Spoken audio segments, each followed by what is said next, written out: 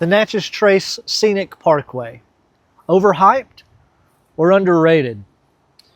That's what we're going to talk about today. So pour yourself something you enjoy drinking, and let's get into it.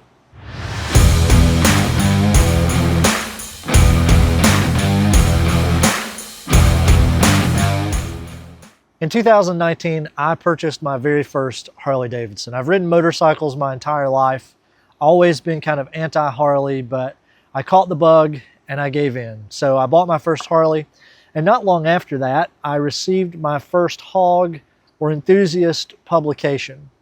Was flipping through the pages, and one of the featured articles was 50 top rides in the United States. And basically they took like the best ride from all 50 states. And on that list was a ride called the Natchez Trace. So read their article, loved it, and then shared it with my father-in-law. From that point forward, he has always talked about doing the Natchez Trace. And so about a month ago, we did just that. So we're going to talk about my experience of the Natchez Trace today.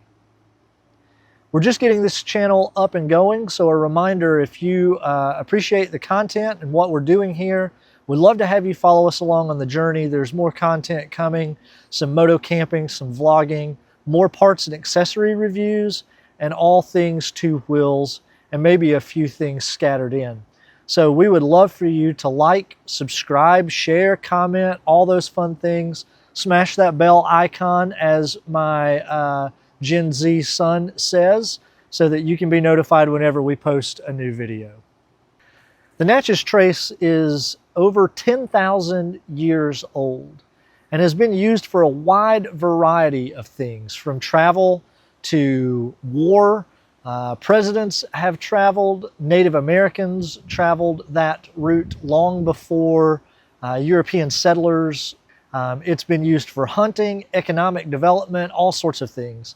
In fact, in the early 1800s, from 1800 to 1820, this was the most significant trade route in the United States. And so there's a lot of historical value to this route.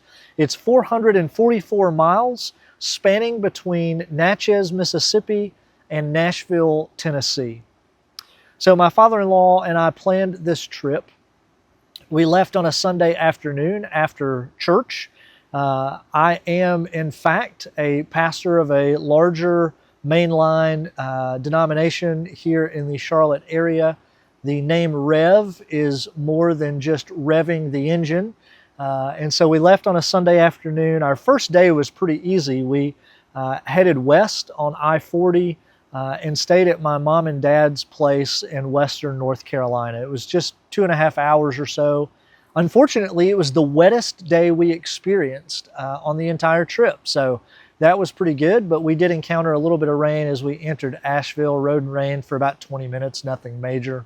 We spent the night there, woke up the next day planning to leave around 7:30, 8 o'clock. We woke up to a deluge of rain. It was absolutely pouring rain, and so we delayed our departure by about 3 hours. But we finally rolled out in a little bit of drizzle, and we made our way through North Georgia, Blue Ridge, Georgia, Ellijay, Georgia, Rome. It was an absolutely beautiful ride. We rode almost 6 hours, headed down to Birmingham, Alabama, and we only rode interstate for maybe the last hour. It was a phenomenal day on the bikes. It was beautiful. After we got out of the mountains of western North Carolina, we encountered nothing but sunshine the rest of the way. We spent the night in Birmingham, and we picked up my wife's uncle, Uncle Randy, who lives in Birmingham, and he made the rest of the trip with us. That next day from Birmingham, we made our way over to Natchez, Mississippi. Again, about a 6-hour day on the bike. Wasn't too terrible. Beautiful weather, mostly interstate the entire way. But Natchez was really the biggest surprise of the entire trip. I loved that little town. We checked into our hotel and we made our way down to the banks of the Mississippi River, a little part of town called Under the Hill, where we encountered some gentlemen sitting on the front porch of a saloon They moved some cones out of our way so we could park the bikes right in front. We sat there and had a couple of drinks with them, just listening to their stories. Many of them had lived in Natchez their entire life, and so they shared a ton of stories and great information with us. We had dinner just next door, saw a beautiful sunset on the Mississippi River. I had to double back after taking the other guys back to the hotel and pop across the street to a little park and take a pic of the bike in the sunset. The next morning, we hit the Natchez Trace at milepost 0. And this particular day, we covered about 260 of the 444 miles. And we ultimately stopped in Tupelo, Mississippi, which was a little over halfway. It was a beautiful ride. It's peaceful. It's a protected highway, so there's not a lot of traffic. The pavement is smooth, but that first bit from Natchez to Tupelo, I found it to be straight, a lot of trees, lots of pine trees. And admittedly, I started getting a little bored that first day, but it was a beautiful, uneventful ride. We stopped in Tupelo that night. Again, had an incredible dinner at a lovely little local spot. If you are following along with us, you know that most of my adventures are centered around what we eat. We like food, and so we found a cool little spot to have dinner in Tupelo. We left Tupelo the next morning, and we completed the Natchez Trace at milepost 444, which dropped us into the outskirts of Nashville, Tennessee. That night we met up with some family, had again a delicious barbecue dinner. They showed us around Nashville. And then that next morning, Uncle Randy headed back to Birmingham, and Rudy and I headed back into Western North Carolina. We hit the Cherahole Skyway, which was another gorgeous ride that goes from Tellico Plains, Tennessee, over to Robbinsville, North Carolina. And our last night of the trip, we stayed at a wonderful place called the Two Wheel Inn in Robbinsville. It's a really neat little hotel. It is clearly made, designed for motorcycle enthusiasts. Each room comes with a garage for your motorcycle. So that night, Rudy and I just kind of took it easy. We, again, watched another sunset. We topped off our adventure with a little Jack Daniel's 12-year and just reflected on what a great trip it was.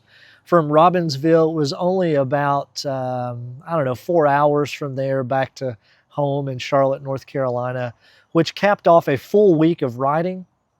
Lots of good food, lots of laughs, but an adventure that I consider one of my favorite motorcycle trips of all time. And so if you are considering the Natchez Trace as a destination ride, highly encourage it.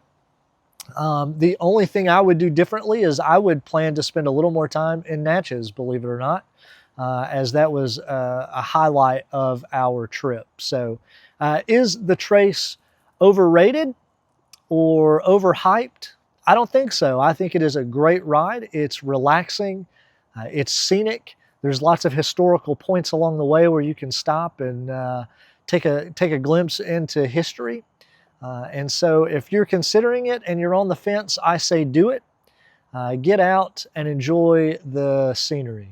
That's going to do it for this episode, but if you have more questions or want to know more about the details and logistics of the trip, feel free to comment below. I promise I'll respond and try my best to answer your questions.